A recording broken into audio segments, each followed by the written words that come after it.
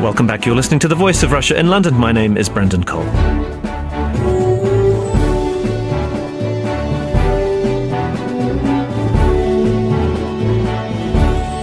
The President of the European Parliament, Martin Schulz, says a newspaper misreported him, saying that, quote, Hungary wants to count the Jews. Mr. Schulz did strongly criticise an incident when a radical nationalist Jobbik MP proposed the drawing up of a list of Jewish lawmakers. However, it does highlight the growing debate over the rise of the far-right group Jobbik. A report out earlier this month said that on the rise were desecrated Jewish cemeteries, Nazi graffiti and verbal and physical attacks on Jews. The European Union's Parliament has criticised Hungary's Prime Minister, Victor Orban, for not speaking out against extremist riots, rallies and speeches, while reports of violence against ethnic minorities are on the increase. Victor Orban leads the ruling Fidesz party. He has insisted that his government is not anti-Semitic. He even addressed the World Jewish Congress earlier this month. He pledged to honour the memory of Hungary's more than 500,000 Holocaust victims. But at the heart of the debate is the Jobbik party, which won 17% of the Hungarian parliament in 2010 and has gained ground since then. It has also scapegoated ethnic Roma, as well as other minorities. Hungary is home to Europe's third biggest Jewish population. But what are we to make of the accusations of anti-Semitism? What about the rise of the far-right in Hungary? And how does this fit into the narrative of the far-right in Europe? Well, to discuss this, I'm joined in the studio by Colm O'Cinneide. He's a reader in law at UCL, and he's a specialist in anti-discrimination law. Also here in the studio is reporter from the Jewish Chronicle, Marcus Dysch. On the line from Budapest, we have Erik D'Amato. He's editor-in-chief of the Hungarian news portal, politics.hu. And on the line from Paris is Benjamin Abtan. He's president of the European Grassroots Antiracist movement. Erik, the comments from Martin Schulz, was he overreacting? I mean, what's the real situation regarding this issue, this incident of the so-called counting of the Jews and how it's been reported? It happened quite a few months ago, and there was some hemming and hawing over the MP, the Jobbik MP, who made the comments that he was, in fact, referring to the issue of dual citizenship, that is, Hungarian lawmakers who also may hold Israeli citizenship. So they were sort of slicing and dicing the meaning of that comment, but clearly it was an offensive and divisive thing that the guy said. And the party is pretty upfront about being, a right-wing Christian nationalist party. But that said, I think it's very important to start out understanding that the Jobbik party's primary sort of ethnic enemy, if there is one, is much more the Roma than the Jewish minority. It's a party that's based in the rural parts of the country out east where there are no Jews whatsoever, and it's really an issue of sort of poor whites coming face to face with this Roma minority. When Victor Orban addressed the World Jewish Congress, he didn't mention Jobbik, though. Do you think he's genuine when he says that Jews are safe there? I think he believes that very much, and I have to say I'm not particularly spooked on behalf of the Jews that I know in town in any sort of real practical sense. There really isn't much violence, much more in other parts of Europe. I think for obvious reasons, people tend to focus on the situation here because you've got sort of Nazi-looking, right-wing white people. But as most of us should know, in Europe as a whole, when there is actual anti-Semitic violence, it doesn't tend to be sort of whites hitting Jews. It's Muslims. So I think it needs to be kept in that perspective, that people are not, my Jewish friends, of whom I have many, are not afraid. Marcus Dysch, Jews in Hungary are not afraid. Well, I'm slightly surprised to hear some of Erik's comments. I mean, obviously he's in Budapest and he knows the Jewish community there better than we do here from London, but certainly we've reported numerous cases of attacks and a lot of concern among the Jewish community for their safety.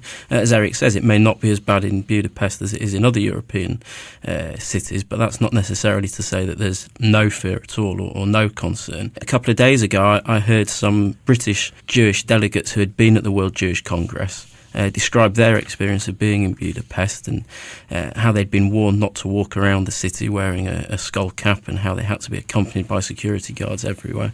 Perhaps there was an element of overkill there. Perhaps it was erring on the side of caution and trying to stay on the safe side of things. But I don't think we should underestimate the level of concern that there is about Jobbik and some of the activity. And certainly I don't think that Prime Minister Orban's comments at the World Jewish Congress necessarily went down as well as some people might think. That he didn't, as you say, specifically tackle the problem with Jobbik. And that's obviously a concern for Jewish communities, not just in Hungary but around the world, who are very worried about the growing threat and this general sort of atmosphere of toxicity that's growing across the continent, which, dare I say, is somewhat reminiscent of the 1920s and 30s. Erik, can I get your response to that? Maybe Victor Orban didn't necessarily condemn Jobbik in the speech itself, but he did actually condemn Jobbik in an interview with a Hebrew-language Israeli newspaper. So perhaps those sentiments should be expressed in the Hungarian media. It's important to remember that Fidesz, which is a sort of center-right party, it wants to be almost a sort of single party in Hungary. And you know, party politics is quite rough here.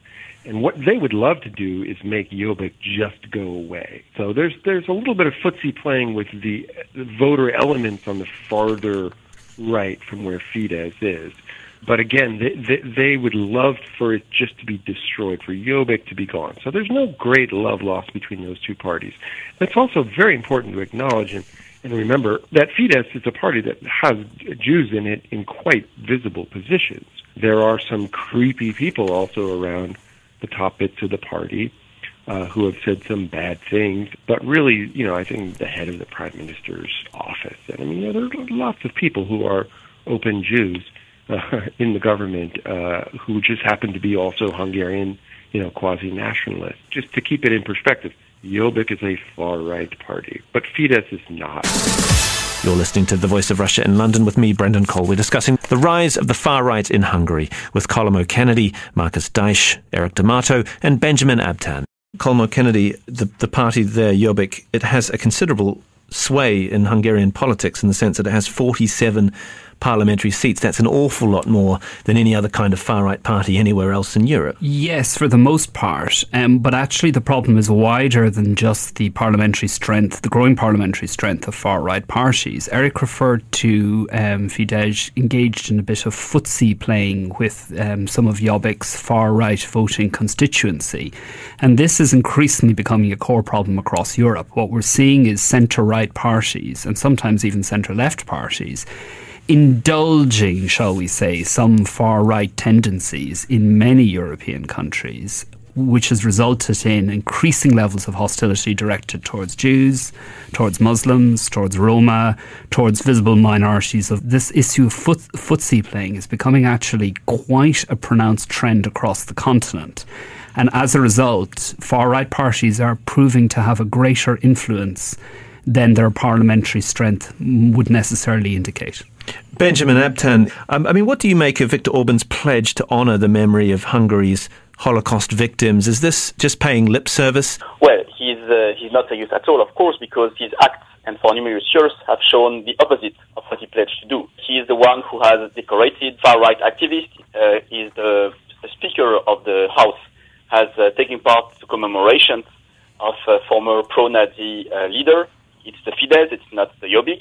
And more generally speaking, he's the one with his party who is little by little destroying democracy in Hungary, destroying checks and balances. So we have to look at his acts, and his actions are very clear. He's destroying democracy. Hungary today cannot be labeled anymore as a democracy because of Fidesz. And of course, when he decided to go to the World Jewish Congress, and a lot of people there were not at all happy about his coming, and there were protestations, of course he must not be believed, because we have to look at his acts, and his actions are very clear. It's not only the Jobbik who is leading to who is, of course, like a pro-Nazi or neo-Nazi party with a militia and who are killing Roma people and who are not sued after that.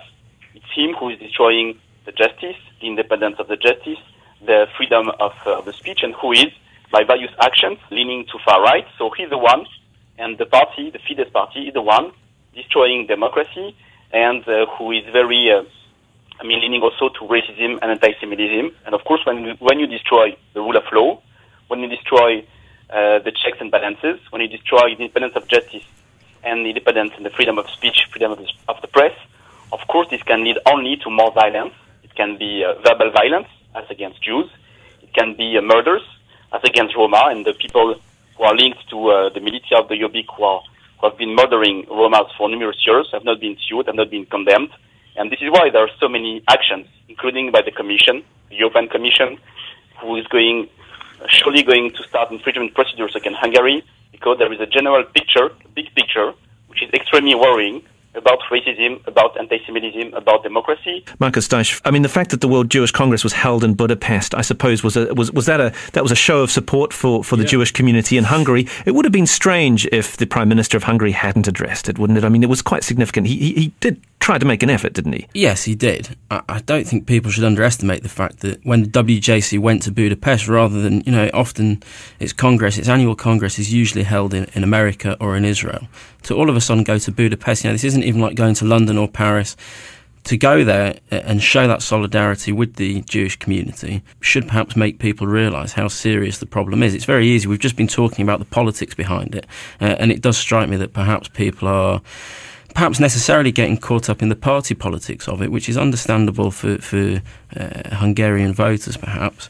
But the realistic effect of all of this is you have to look at what's happening on the ground, and the effect on the Jewish community and Roma communities and so on is obviously quite serious. It's very easy to discuss the politics as though this was maybe the be-all and end-all, but realistically, day to day, there are problems for minority communities and the Jewish community there. And the WJC's decision to go there and take such huge delegations from around the world says a lot, I think. And Mr. Orban obviously put him in a difficult position. He couldn't exactly avoid speaking to them while they were in his country.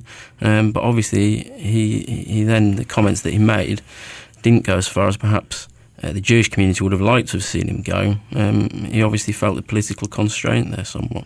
Erik D'Amato, if reports are to be believed, we hear about songs and far-right bands doing well in the Hungarian charts. Also, there was a theatre which planned to stage a play about a group of powerful Jews plotting the country's downfall. The play was eventually pulled after an outcry, but I mean, this must be the only country in Europe which these kind of cultural events are deemed to be acceptable. Well, I would say it's the only country in Europe, the biggest country situation in Europe, where this is happening, where white Christians are doing it. This is the most important thing to remember. You don't think that this is going on in the mosque down the street from your studio?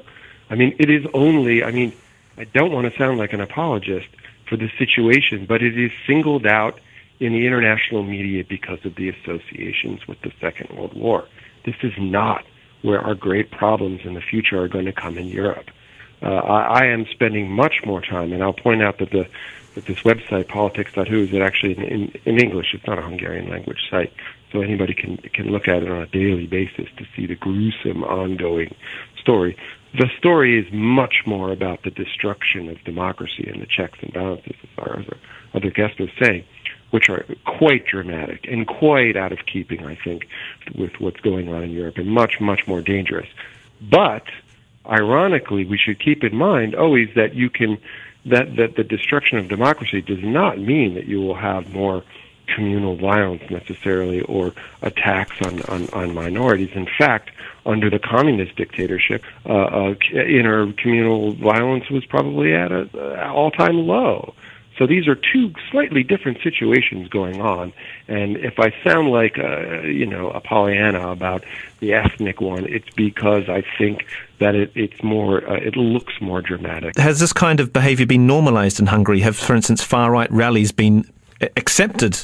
Perhaps tacit acceptance is actually the most insidious form of anti-Semitism there is. Oh, sure. I mean, if it goes on, if you have things all the time, it gets mainstream, but you're talking about a Europe in which 15% of the population in just about every country is or will be in a nationalist right-wing voting bloc. This is just a fact of life. I mean, we just remember in 2002 that Le Pen came in second in the French presidential election. So this is a fact of life that Europe has to deal with.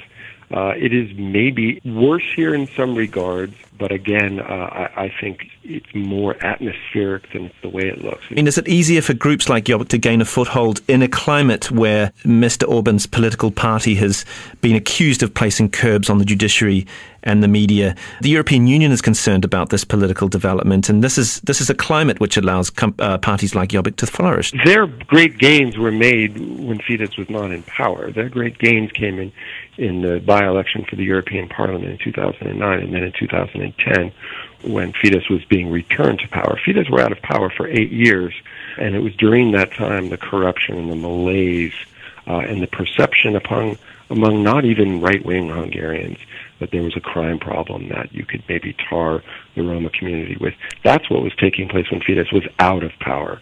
So I wouldn't pin that on Fidesz.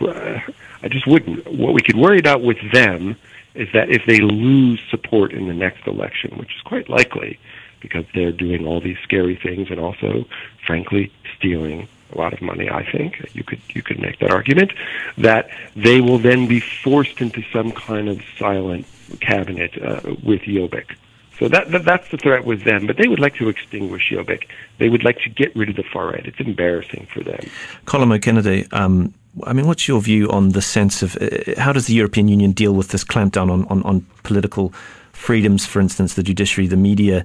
This is happening in the heart of the European Union. Well, there are big concerns, as Erik has said, about developments in Hungary over the last 2, 3, 4 years. What's been interesting is that how the EU has been constrained in its response. The limits to the EU's powers in this respect have actually suddenly become very, very visible.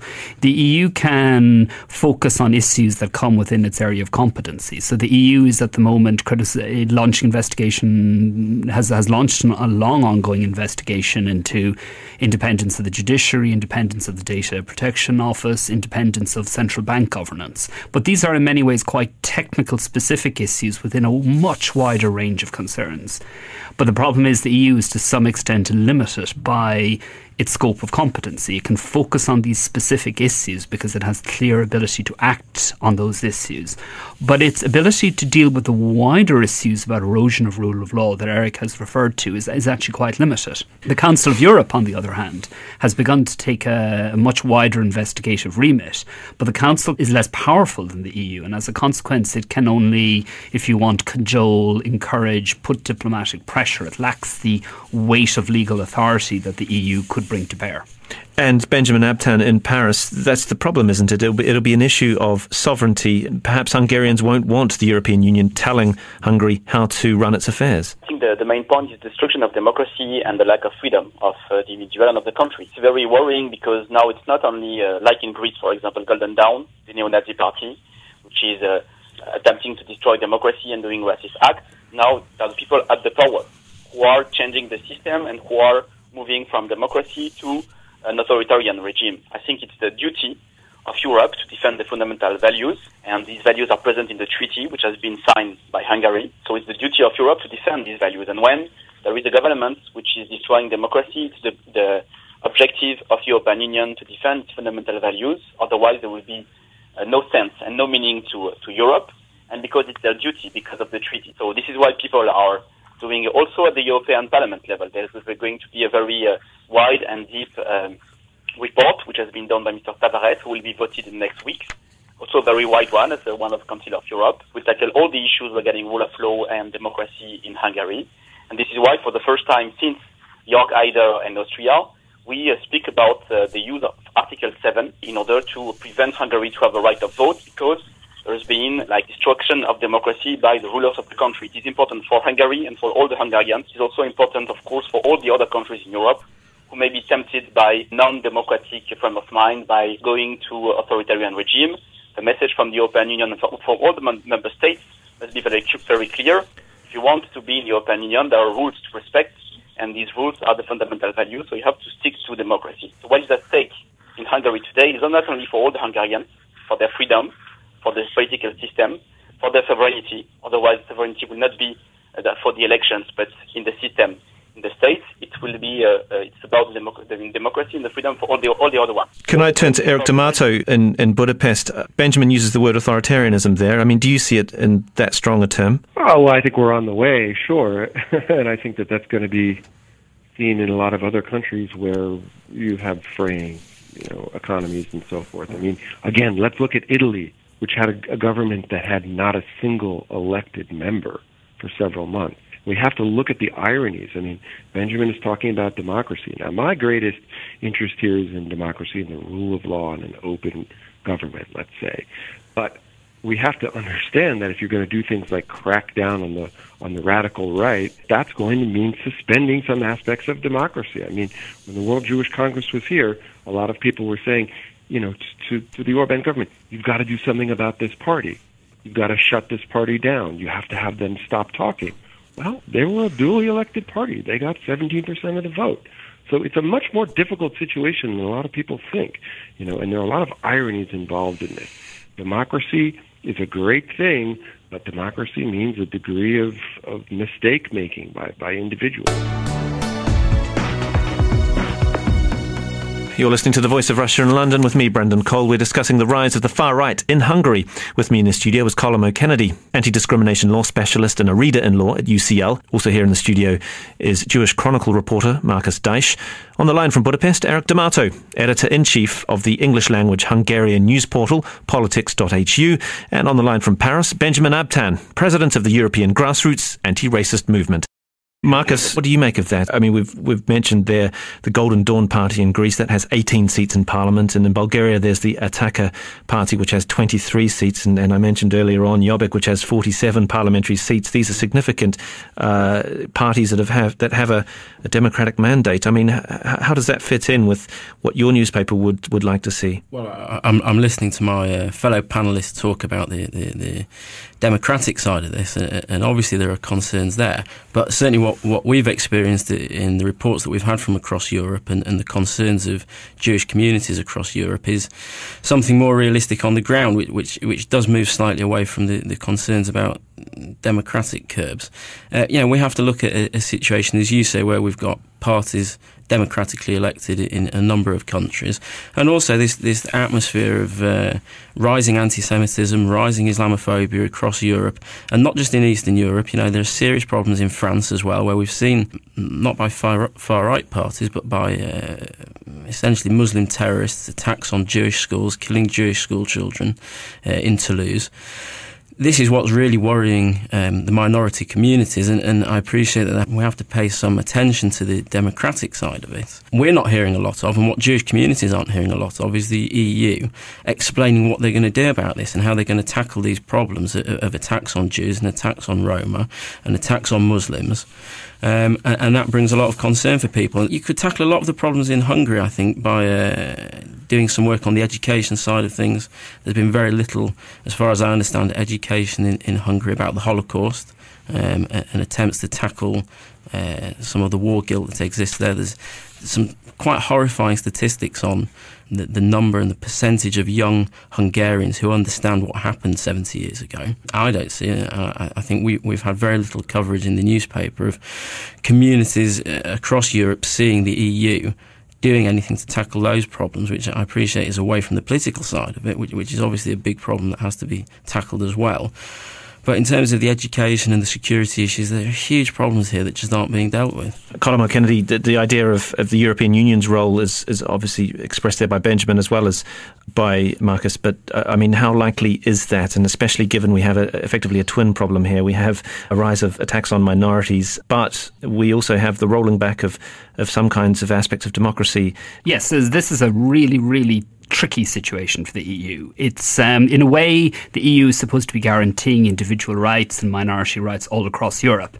In another sense, its powers to do so, its actual legal enforcement powers, are very limited because states haven't given the EU that many powers in this respect. And what they can do is actually quite ambiguous. And Benjamin mentioned suspension of voting rights. That, at the end of the day, is the worst the EU can do in key respects. Which isn't at the end of the day going to solve the problem, isn't going to make the fundamental changes that Marcus correctly has identified are necessary. So there is an issue here of the EU-wide expectations being vested in the EU, which the nation states haven't given the EU the capacity to protect minority rights in the way that people want them to act. So there is this interesting tension. On the issue of democracy versus minority rights, this is an age-old tension, of course. What is clear is that for democracy to function meaningfully in the long term, you do need individual rights to be protected through the EU, through the European Convention on Human Rights and so on. But what nation states across Europe need to be doing is giving the pan-European institutions the teeth to start protecting minority rights in a much more effective manner than they can do at the moment. Benjamin, can I get your response to that, please? Key issue regarding democracy, regarding what you said, sovereignty. And democracy is sovereignty of the people. When you say there is an intervention of European Union to fight for democracy, to have rule of law respected, it will be something against sovereignty of Hungary. It will be something for the sovereignty of the people of Hungary, because all the numerous changes which have been made by Fidesz have led to the situation that it's not the elections who decide who has the power. And this means that there is no more sovereignty from the people. So this is what the European Union has to fight for. Speaking about Article 7, but we have to take into account the instrumentalizations by Fidesz, which can occur, of course. This has to be taken into account very seriously. But to fight very seriously, to have a lot of fundamental values and procedures regarding justice, regarding the press, regarding the separation of the powers to be respected, because what is at stake is sovereignty of the people, meaning their freedom. All the reforms made by Fidesz made it that this or that person or this or that administration created, which make it impossible for the power to change depending on the elections. And this is not democracy, it is not either sovereignty. Erik D'Amato in Budapest, can I just ask you, you mentioned earlier on that the bigger scapegoat for the Jobbik party are Roma, but in terms of Jews, I mean, are they coming to a point where they're feeling that they will have to eventually leave the country? Or people are leaving the country because the country is becoming less prosperous. What was far and away the most prosperous country in the post-Soviet space is moving down the rankings every year. People leave because there aren't economic opportunities. I know Jews who have left, but it's primarily an economic migration and a sense of that things are going the wrong way. These communal violence issues are not huge. What is huge, a bigger one, is with the Roma. And again, it's not really in Budapest, in the place where the opinions are made in this country. It's out east. And you have a three-way communal standoff, sort of normal white or whatever Hungarians, the Roma, and then a small number of Jews who are basically in Budapest. And they get along probably better than at any time in history. But you will always have some tensions. But the country as a whole, and its situation, its economy, its political situation, is a different story. It's a different story, and it's a far more alarming one. And then just going back to the EU very quickly and what it could do, Article 7 and the suspension of voting rights, I think, is almost laughably quaint. And if it were invoked, would only be almost a gift to the leadership here in terms of something that wouldn't really hurt them. What would really hurt them is if they couldn't open a new road or project every week that was 99% paid for by the EU. The inability of the EU to actually target structural funds and project funds for countries is I just find ridiculous when you see how much political capital is extracted from these billions of euros of handouts every year. Thank you very much. That's Erik D'Amato on the line from Budapest. He's the editor-in-chief of the Hungarian news portal, which is in English, politics.hu. Also on the line from Paris, Benjamin Abtan, president of the European Grassroots anti-racist movement. Here in the studio, reporter from the Jewish Chronicle, Marcus Dysch, and Colm O'Cinneide, who is an anti-discrimination law specialist and a reader in law at UCL. Thank you very much for joining me, Brendan Cole, on The Voice of Russia in London.